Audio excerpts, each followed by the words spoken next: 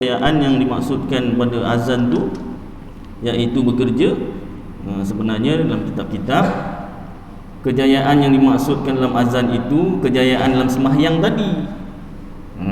Kan mula-mula hayya 'alas solah, marilah menuju kepada sembahyang, marilah sembahyang. Bila dah sembahyang, hayya 'alal falah, sembahyang tu kejayaan. Oh, macam tu Ustaz. Ya, jadi gambarnya kena dua-dua sembahyang. Ataupun apa nama ni, pandai-pandai lah buat gambar kan. Baik, sambung balik sini. Solah dekat sini baik, aslah lebih baik ataupun yang terbaik. Kata Mu'tazilah, Allah wajib, mesti, wajib ni wajib akal, mesti buat yang baik dan terbaik. Artinya yang baik dan yang terlebih baik. Dimaknakan situ kan. Maka harus baginya Ta'ala, baginya yakni Allah Ta'ala, memperbuatkan keduanya, buat yang baik dan terbaik, dan ketiadaan memperbuatkan keduanya, dan tak membuat keduanya. Dan solah itu, baik itu barang yang membetuli fasad. Membetuli fasad. Fasad tu apa? Fasad tu kerosakan. Contoh seperti iman pada membetuli kufur, dan sehat pada membetuli sakit. Dan aslah tu macam mana? Barang yang membetuli solah. Macam mana tu contohnya? Seperti memberi makan akan seorang makanan yang sedap, pada membetuli memberi makan makanan yang tiada sedap. Itu contoh yang diberikan lah. Contoh solah dan aslah. Dan kata kil, kata setengah ulama, keduanya perkara yang satu. Solah dan aslah tu perkara yang satu. Itu kata Mu'tazilah.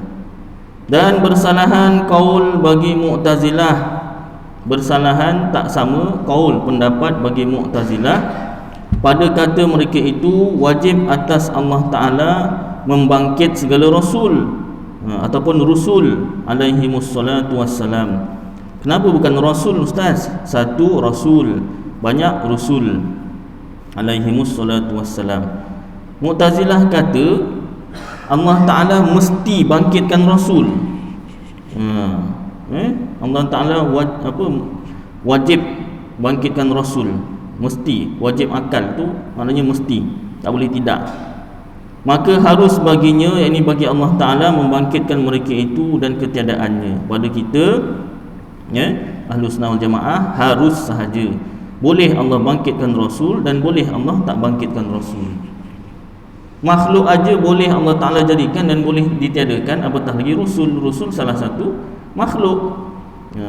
Boleh Allah Ta'ala lantik Rasul, boleh Allah Ta'ala tak lantik pun, tak bangkitkan pun Rasul. Dan bersalahan pula bagi Mu'tazilah pada menafi mereka itu akan memperlihat Allah Ta'ala akan zatnya yang maha tinggi.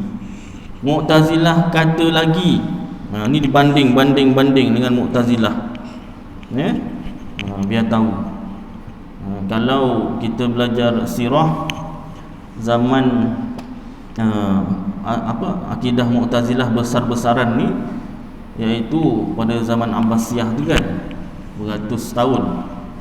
Kemudian bila tamatlah fahaman tersebut, rupa-rupanya takdir Allah Ta'ala di akhir zaman muncul lagi. Cuma tak berkerajaan, tak ada pemerintah lah. Kalau zaman Abbasiyah tu memang pemerintahnya berfahaman Mu'tazilah. Itu sebab kitab disebut lagi, dia ambil tahu, ambil ingat. Maknanya fahaman yang sesat tu bukan satu dua sahaja, tak? Hadis Rasulullah, umatku akan pecah 73, semuanya masuk neraka kecuali satu. Banyak riwayat, salah satunya riwayatnya ma ana alaihi wa ashabi, siapa-siapa yang aku di atasnya dan sahabat-sahabatku. Maknanya daripada syarah hadis tersebut, Ahlus Sunnah wal Jamaah saja yang selamat. Jadi nak tahu mana Ahlus Sunnah dan bukan ahlu sunnah ataupun dipanggil ahlu punah wal ranah. Tak? Tak ada cara lain dengan belajar. Pepatah Melayu, ya tak? Apa nama ni? Apa peribahasa manikam tu kan? Apa? Jauh hari juga yang mengenal manikam. Terima kasih Pak Imam. Jauh hari juga yang mengenal manikam. Ya tak? Nak tahu emas betul, emas tak betul, atau emas apa 999 ke 916 ke, itu tukang emas. Kita tengok je tak tahu. Tak tahu. Satu emas betul ke emas Zulian satu. Dan emas betul itu 999 ke 916 ke, bawah lagi ke, itu tukang emas tahu. Tapi kalau akidah betul dan salah ni, adakah perlu kita menjadi pakar ataupun tukang emas tadi tu baru boleh bezakan? Tidak. Caranya belajar. Siapa banyak belajar, masa digunakan untuk belajar, banyaklah faham, banyaklah dapat tahu beza. Ya tak? Dalam kitab Al-Jawharul Mahub semalam dekat masjid Madrasah Alam, yang jemaah Madrasah Alam tahulah,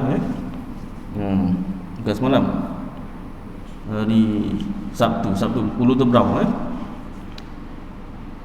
masa ni siapa mencari kekayaan, dia dapat kekayaan. Siapa cari ilmu, dia dapat ilmu.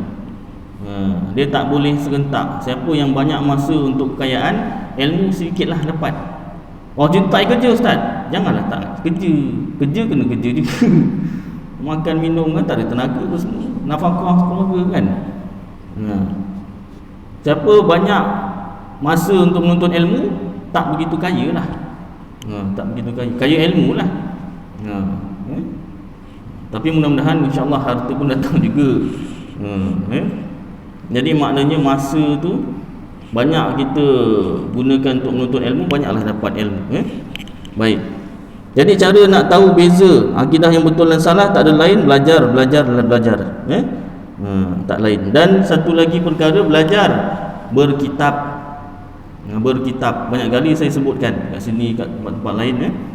Kenapa kena belajar berkitab? Jawapannya kita tanya balik. Ada tak siapa-siapa zaman sekarang ni yang belajar bertemu langsung dengan Rasulullah sallallahu alaihi wasallam? Sama ada secara sedar ataupun mimpi. Ya tak? Ataupun kurang sikit berjumpa ataupun belajar dengan para sahabat radhiyallahu anhum ajma'in. Kalau ada, boleh angkat tangan. Ni tak banyak tempat saya tanya soalan yang sama, bukan sini aja. Tidak, semua tempat. Kalau ada betul, angkat tangannya tak. Saya rela turun bawah belajar. Biar dia yang ke depan lagi lagi baiklah.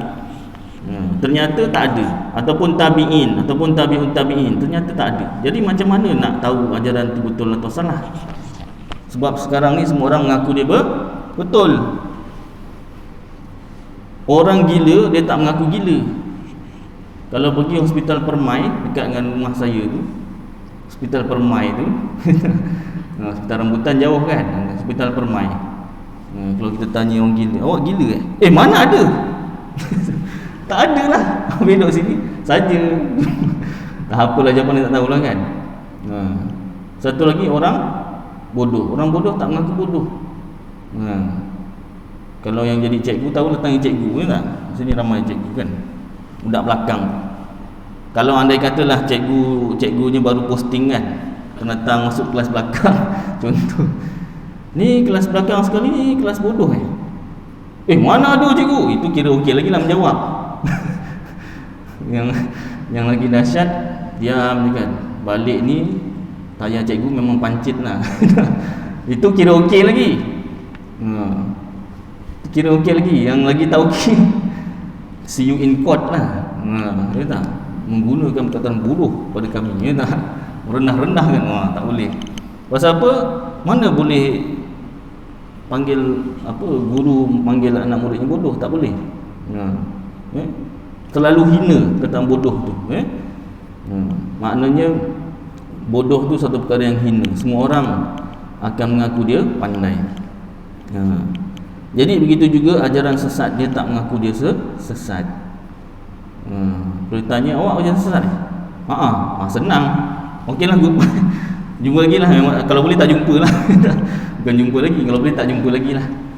Senang. Masalahnya ajaran sesat tak mengaku sesat. Dia sendiri pun tak tahu yang dia sesat. Itu lagi masalah. Dia rasa dia tak sesat. Itu lagi masalah. Dia ada jahil murakkab, jahil basit tu kan. Jahil basit ni dia tak tahu apa-apa. Jahil murakkab, dia tak tahu yang dia tu tak tahu ataupun salah tahu. Jadi nak mengelakkan daripada jahil basit, jahil murakkab ni, caranya belajar berkitab. Kenapa? Sebab kita tak jumpa Rasulullah, tak jumpa sahabat, tak jumpa tabi'in, tak jumpa tabi'ut tabi'in, tapi mereka meninggalkan kitab-kitab. Ajaran sesat pun ada kitabnya, ustaz. Banding. Mana banyak? Setakat ni banyak lagi ajaran Ahlus Sunnah wal Jamaah, tapi kena semua kitab lah. Semua kitab yang ada kat dunia ni. Banyak kerja. Kalau banyak kerja, belajar berperingkat-peringkat. Macam saya pernah beritahu kan sebelum ni, belajar agama sama macam belajar akademik juga. Dari segi SOP-nya, Standard of Operation Procedure. Macam kerja kan. Kalau belajar akademik, mula-mula masuk darjah 1. Takkan anak saya 7 tahun terus masuk universiti, tak boleh. Kecuali yang genius lah kan. Genius tu pun macam yang seorang anak Malaysia tu kan, yang genius tu, dia genius matematik, lain tak. Jadi dia ada sekolah khas, dia kena pergi sekolah khas. Normal biasa memang kena darjah 1 dulu, tak boleh terus masuk. Dulu ada PTS, darjah 3 naik darjah 5 kan, tapi kebanyakannya tak berjaya. Dia bila UPSR tu habis, tak dapat 5A. Dulu 5A lah, sekarang 6A kan. Masuk, ambil UPSR, kemudian ambil PT3, lepas tu ambil SPM, baru sambung STPM ke, diploma ke, matrikulasi ke, baru masuk universiti je lah.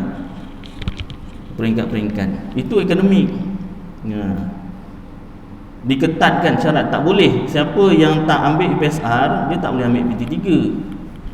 Siapa yang nak ambil SPM, dia, kecuali SPM yang ulangan tu lah kan, boleh kan rasa. Nak masuk universiti kena ada sama ada diploma ke, STPM ke, matrikulasi ke, mesti ada syarat dia. Kalau tak, kenapa nanti tak boleh faham pelajarannya tinggi.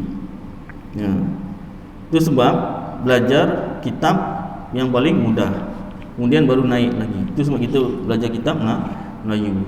Ada rezeki nanti belajar kitab Arab pula kan. Kemudian naik lagi satu peringkat, belajar tafsir, belajar hadis, peringkat-peringkat lah. Bila nak habis ustaz, seminggu sekali ya, yang namanya belajar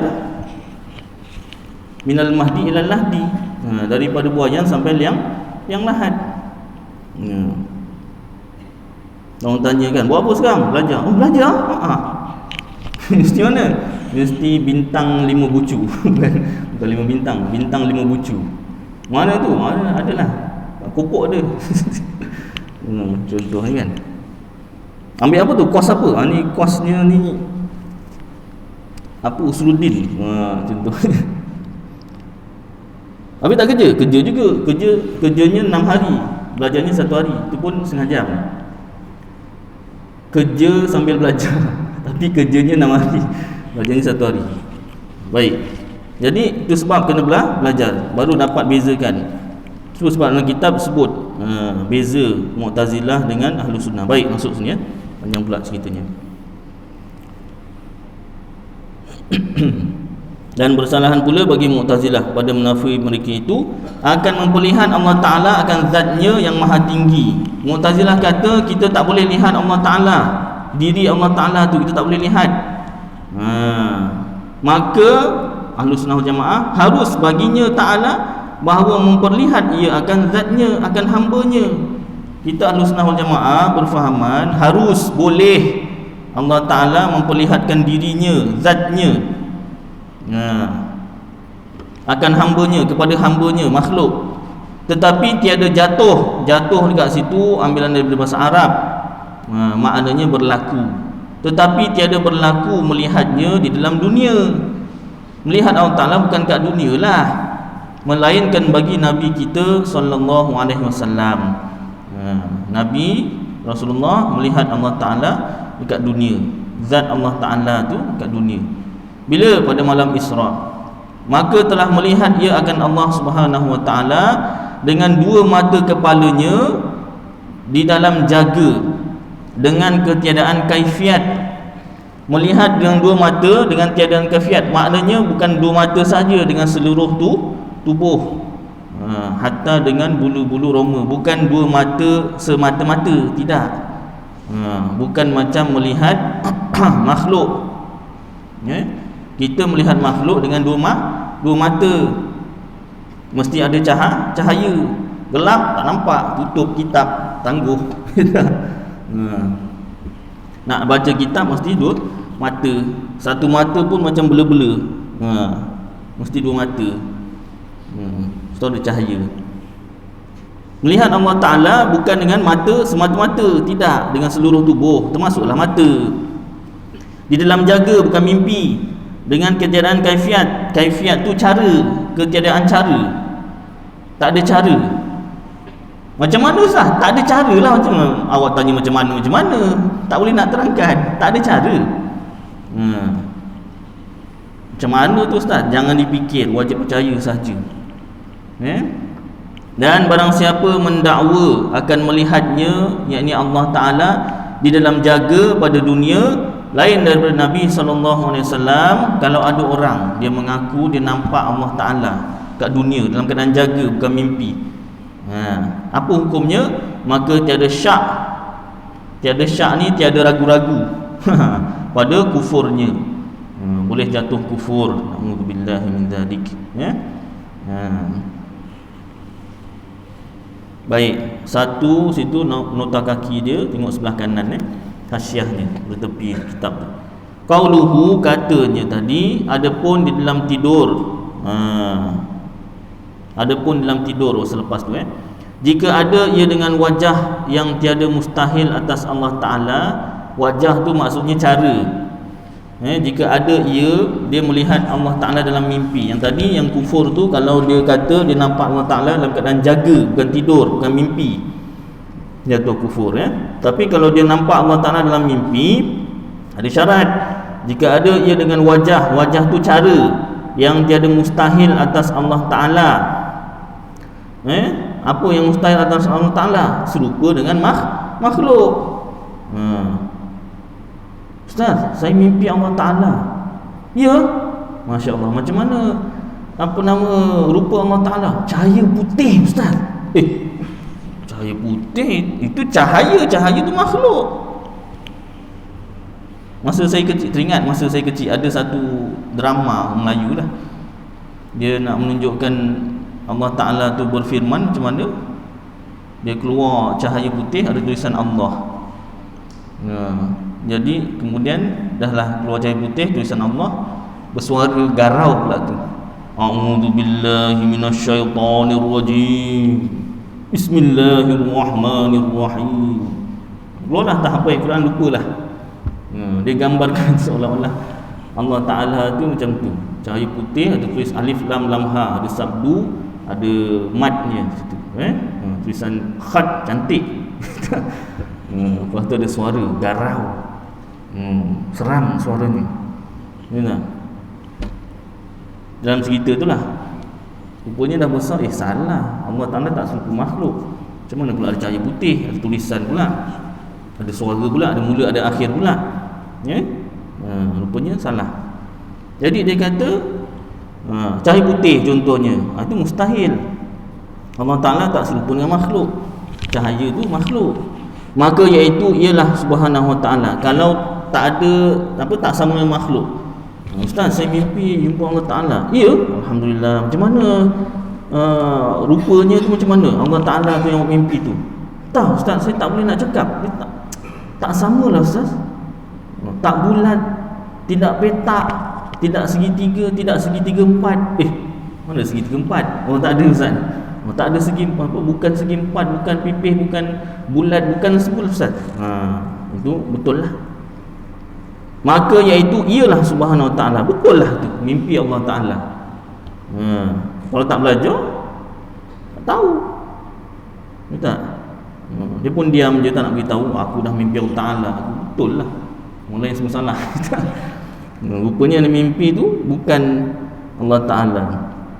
Dan jika tiada begitu, seperti bahawa ada ia dengan rupa seorang laki-laki, maka bukannya ia Ta'ala, bukannya ia yakni Allah Ta'ala, bukan. Bahkan iaitu misal, contoh yang menjadikan dia oleh Allah Ta'ala. Itu contoh. Dan dikatakan tatkala itu bahawasanya melihat dia akan Tuhannya pada jumlah.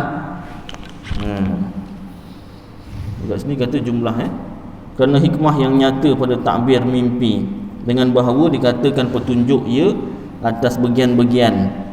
Dan kata kil, kata setengah ulama, ia Allah Subhanahu Wa Ta'ala jua, dan keadaannya dengan ini wajah, ini cara atau ini rupa, hanya sungguhnya dengan iktibar zihin, sangkaan orang yang melihat. Adapun pada hakikat, maka tiada Allah Ta'ala seperti demikian itu. Dan telah ditanyakan setengah sufiah, ahli sufi yang mendakwa akan melihatnya Subhanahu Wa Ta'ala di dalam tidur, betapa engkau lihatkan dia? Maka berkata ia, terpaling penglihatan mataku pada mata hatiku, maka jadilah sekalian aku penglihatan, maka melihatlah aku akan mereka yang tiada seperti umpamanya sesuatu. Alif ha intiha, tamat perkataan. Bajuri ala kifayatil awam. Baik, kita nak ambil yang sampai pada jumlah tadi tu. Kita tengokkan Rumi sekejap. Pada jumlah, betul lah pada jumlah. Baik. Jadi kalaulah apa nama ni,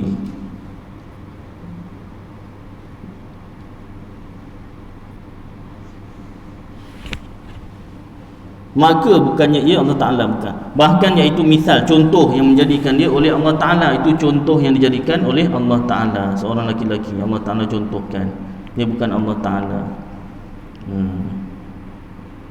Ada hikmah. Hikmah tu apa? Kebaikan pada takbir mimpi. Takbir mimpi ni apa? Tafsir mimpi. Kalau mimpi jumpa Allah Ta'ala, itu tafsirnya apa? Kat mana tengok Ustaz? Dalam kitab Tajul Mulk. Kitab Tajul Mulk, antara isi dalam kitab Tajul Mulk, takbir mimpi, tafsir mimpi. Dia tak panggil tafsir mimpi, dia panggil takbir mimpi. Apa makna kalau mimpi macam ni?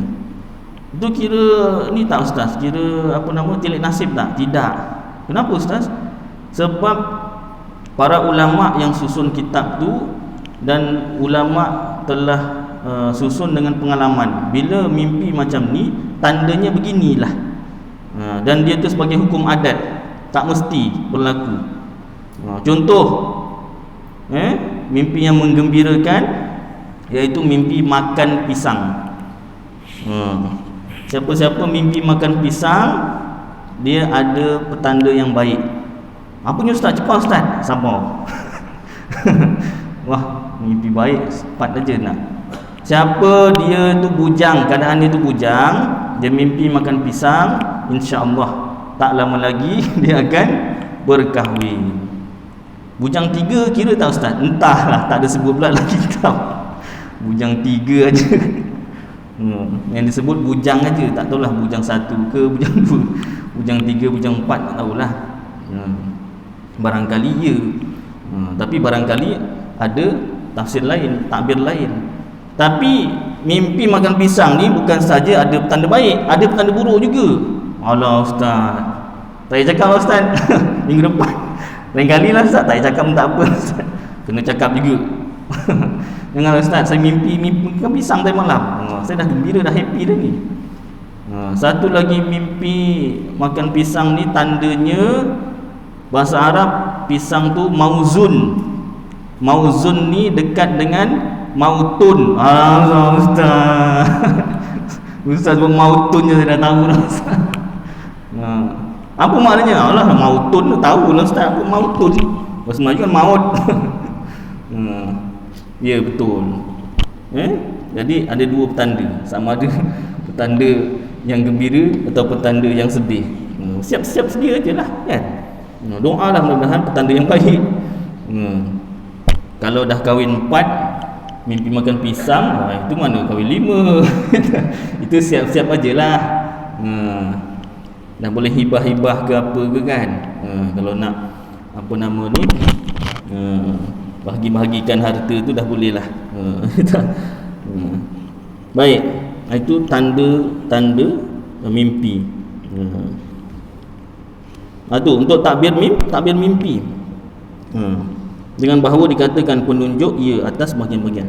Antara ulama yang dikurniakan Allah Ta'ala ilmu takbir mimpi siapa? Imam Abu Hanifah. Imam Abu Hanifah dalam kitab Aqidatul Najin, Imam Abu Hanifah berguru dengan Hammad. Masa tu Imam Abu Hanifah baru 7 tahun berguru dengan Hammad ni ulama, dia mimpi. Dia mimpi, maka Imam Abu Hanifah yang takbirkan mimpi. Apa usah mimpinya? Itu panjang ceritanya nanti lain kali. Habis kitab ni insya-Allah kita masuk Aqidatul Najin nanti. Bila nak habis kitab ni Ustaz? Entah. 2 baris ceritanya panjang. Nak habis tahu. Baik, sambung sambung sini. Adapun di dalam tidur maka tiada khilaf pada harusnya. Khilaf tu apa? Bersalahan ataupun berbeza pendapat. Tak ada berbeza pendapat pada harusnya. Boleh. Kalau mimpi Allah Ta'ala dalam tidur, boleh. Dan jatuhnya, berlakunya, bolehlah. Dan lagi akan dilihatkan dia, yakni Allah Subhanahu Wa Ta'ala, oleh mukminun, orang-orang beriman di dalam akhirat dengan tiada kaifiat. Melihat Allah Ta'ala di akhirat dengan tiada kaifiat, tiada cara, iaitu dengan seluruh tubuh. Macam mana tak tahu, nanti di akhirat baru tahu. Sekarang wajib percaya sahaja. Dan setengah daripada mungkinat, setengah ataupun sebahagian daripada mungkinat ni yang boleh ada dan boleh tiada ataupun makhluk, itu segala perbuatan hamba yang ikhtiariah. Perbuatan hamba, perbuatan kita ni, tepuk ke, tampar ke, sepak ke, sepak, terajang ke. Contohlah. Kenapa contohnya macam tu semua Ustaz? Contoh aja. Itu adalah mungkinat makhluk bagi Allah Ta'ala. Allah Ta'ala yang jadikan. Maka telah berlaku padanya tiada 3 mazhab, 3 fahaman. Pertama, mazhab Ahlus Sunnah, iaitu bahawasanya tiada bagi hamba pada perbuatan yang ikhtiari. Ikhtiari itu apa Ustaz? Ikhtiari ni yang memilih sengaja, perbuatan yang sengaja. Lawan sengaja, tak sengaja, perbuatan yang tak sengaja. Macam apa nama ni, benda-benda yang tak sengaja Ustaz. Contoh yang tak sengaja yang hari-hari kita buat, kedipan mata. Itu kira tak sengaja Ustaz. Awak sengaja ke? Saya sengaja Ustaz. Berapa banyak awak klaim satu hari? Entahlah Ustaz. Kalau entah, tak sengaja lah tu. Lagi degupan jantung. Itu tak sengaja Ustaz, tak sengaja. Tapi benda-benda yang tak sengaja ni tak perlu minta maaf lah. Minta maaf saya tak sengaja degupan jantung. Itu tak payah. Yang kena minta maaf tu tak sengaja tampar lah. Tak sengaja langgar kita orang. Itu minta maaf lah. Baik.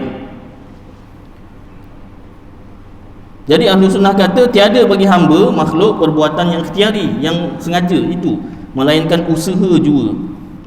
Usaha tu apa nama ni, pun pada zahir lah. Maka tiada dikerasi dia pada perbuatan itu, seperti barang yang berkata akan dia oleh Taifah, sekumpulan yang dinamakan Jabariyah. Jabariyah kata makhluk ni tak ada kuasa langsung. Allah Ta'ala yang jadikan makhluk dan perbuatannya. Dan tiada hamba itu yang menjadikan dia, bukan hamba yang jadikan, Allah Ta'ala yang gerakkan 100%, seperti yang berkata akan dia oleh Mu'tazilah. Ada juga Mu'tazilah pula yang kata hamba itu yang jadikan sendiri perbuatan dia. Jadi macam ni, perbuatan hamba kalau dari segi Ahli Sunnah wal Jamaah, pada zahir pandangan mata kasar seolah-olah ada usaha ikhtiar, seolah-olah ada tenaga sendiri. Hakikatnya Allah yang gerakkan. Dalilnya wallahu khalaqakum wama ta'malun.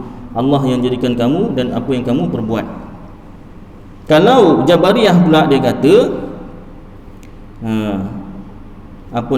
Allah Ta'ala yang jadikan segala perkara, macam sama ustaz, tapi beza Jabariyah dengan Ahlu Sunnah, dia mengatakan Allah Ta'ala yang jadikan segala perkara sehingga kan kalau kita buat dosa tak dosa, buat salah tak dosa, mencuri tak dosa. Kenapa? Allah yang gerakkan. Apa pula dosa pula?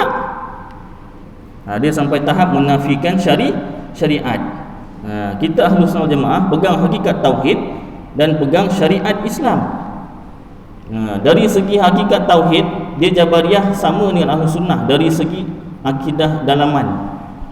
Ahlu Sunnah dalam hati percaya makhluk tak ada perbuatan, Allah yang gerakkan. Usaha ikhtiar yang pada zahir, pada pandangan mata kasar ni Allah yang gerakkan. Jabariyah juga kata begitu. Tetapi beza kita Ahlu Sunnah dengan Jabariyah, Jabariyah dia mengatakan kita buat jahat tak berdosa. Dia nak menafikan syariat. Itu jadi kufurnya, bezanya Jabariyah dengan Ahlu Sunnah. Kita Ahlu Sunnah kata dalam hati percaya Allah yang gerakkan. Dia tak ada usaha ikhtiar. Ada usaha ikhtiar pada zahir sahaja, sedangkan Allah yang gerakkan. Contoh dalam kitab-kitab lain seperti wayang kulit. Makhluk ni ibarat wayang kulit. Wayang kulit ustaz, papet lah, papet. Oh papet, bahasa Inggeris pun tahu. Papet, patung. Wayang kulit ni tengok skrin depan ada watak baik, ada watak jahat. Asal wayang kulit tu daripada agama Hindu. Mahabharata dengan Ramayana tu watak dia. Kan dia tu kan. Tapi dibawa ke masyarakat Jawa, jadi wali-wali songo tu gunakan ini untuk mengajarkan tauhid. Dari skrin depan tengok wayang kulit tu ada diri sendiri, ada usaha sendiri, ada kehendak sendiri. Dua ni perkara yang nak dibahaskan. Ada keinginan sendiri, ada pergerakan sendiri, kuasa sendiri. Yang baik ada ikhtiar sendiri, ada pilihan sendiri, ada tenaga sendiri. Yang jahat pun ada pilihan sendiri, ada perbuatan sendiri. Tengok belakang, Tok Dalang yang gerakkan. Yang baik ke, yang jahat ke, Tok Dalang yang gerakkan. Patung tu Allah, Tok Dalang tu yang buat. Gerakkan patung tu pun Tok Dalang punya gerakan. Itu untuk cepat faham. Allah Ta'ala tak serupa dengan makhluk, tapi nak cepat faham, makhluk ibarat wayang kulit. Allah Ta'ala yang jadikan kita dan Allah Ta'ala yang gerakkan kita. Kehendak kita juga Allah yang tentukan, buat baik atau nak buat jahat. Nak buat baik atau nak buat jahat tu pun Allah yang tentukan. Sudah masuk insya Allah tuan-tuan. Itu secara ringkas fahaman Ahlu Sunnah wal Jamaah dan bezanya dengan Jabariyah. Jabariyah juga faham gitu, tetapi dia sampai tahap menafikan syariat, menafikan hukum syariat. Kita pegang syariat, hukum Islam, hukum syariat kita pegang, hakikat tauhid kita pegang, syariat pun kita pegang. Itu bezanya. InsyaAllah tuan-tuan, nanti kita sambung yang kedua pada perkara ni, insyaAllah. Mudah-mudahan apa yang kita baca bersama jadi manfaat untuk saya dan tuan-tuan, dapat kita amalkan dan sampaikan insyaAllah. Aku qauli hadza wa astaghfirullahal azim li wa lakum wa lisairil muslimina wal muslimat wal mu'minina wal mu'minat fastaghfiruh fa ya fawzal mustaghfirin wa ya najatat taibin. Wa sallallahu tabaraka wa ta'ala ala khairi khalqih Sayyidina wa maulana Muhammad wa ala alihi wa sahbihi wa baraka wa sallam. Subhana rabbika rabbil izzati amma yasifun wa salamun ala al mursalin walhamdulillahi rabbil alamin. Taqabbalallahu minkum.